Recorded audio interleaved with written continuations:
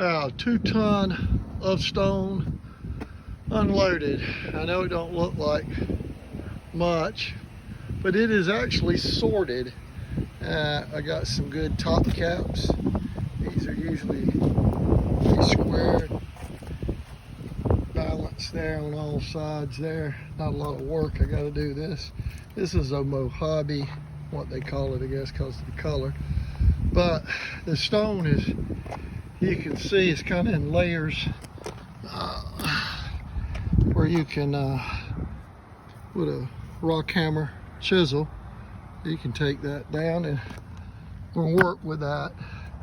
I got some tie stones, put those in there. You'll carry them, put them across this way in the wall to kind of tie it in to make it stronger. I had a lot of this flagstone gray that I picked up. The place was closing, but you can tell it just doesn't really, it doesn't go with it. Good to work with, but it just kind of throws it off, and it matches the walkway we put in. I say we, my son Cameron and Stephen, his friend, helped with that, which helped me with some digging. I did some laying, they did some digging. Seemed like a fair enough trade-off, but I don't know where they were for that driveway. I could have used some hands on that. The gate, I got that in Farmville, North Carolina. So if you're down there, a little antique shop downtown, for the life of me, I can't remember the name of it.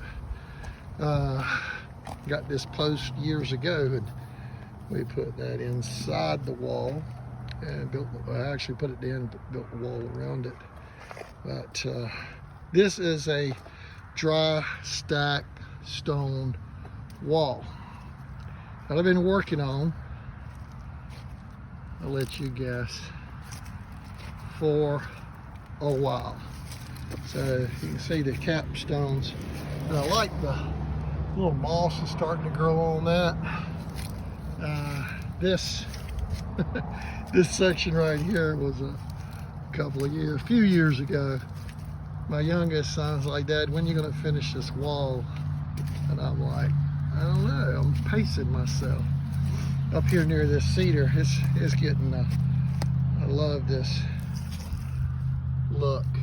That was not on the stone to begin with. This cedar I have had to trim back a few times. I do have a repair area. Now I made this a little curvature. Comes down, curves around because we're at the road, and brings it around kind of like in a little half circle. These stones, I had the right idea that because there was a creek nearby, and I had an old box Jeep, I just backed down in there and with my trailer, I just filled that trailer up. Those right there are free stones you're looking at. There's a reason they're free. Ain't no joke. So that's about how far I got on that, until I decided I think I'm just going to buy these already in a ton basket. So when I started, it was a little bit more of a gray stone than the Mojave that I've got now. But that was about $60 a ton. One reason why I drove up to Marion at Quality Stone, a little place up there, it's been up there forever, to get them.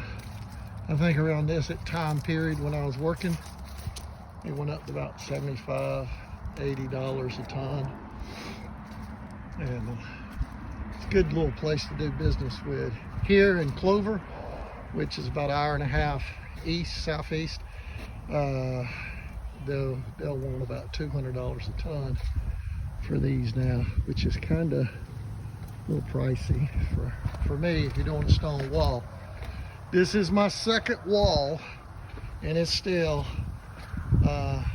got a lot to learn, but I will tell you to be patient.